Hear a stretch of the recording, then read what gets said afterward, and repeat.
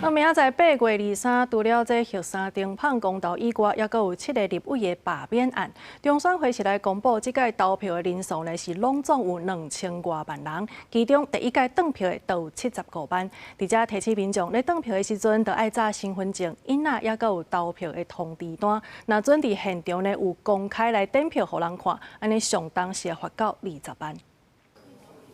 玉山1日公投7位立委罢免案伫8月23举行，中选会公布这届投票人数拢总有2000多万人，其中第一届投票族群有75万人，全国拢总设置17832个公开投票所。另外，针对网络有谣言，讲若是无选票通知单是无法度投票的，中选会也澄清，只要满18岁摕身份证就会当去投票。如果没有收到投票通知单，符合投票权人资格者，仍然是可以来进行投票的。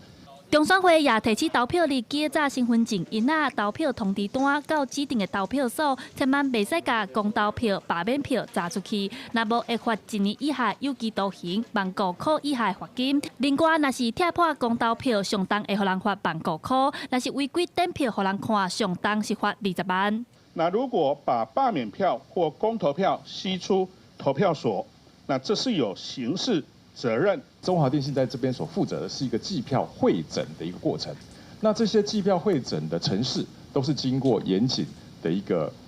稽核过，好，这个确保这个系统资讯系统是没问题的。这届为着要确保公平计票，中选会也头届和中华电信合作，第一届用电脑计票系统。中选会强调，规个过程拢是公开透明，线顶也会公布查询。记者陈亚轩、王兴忠台北报道。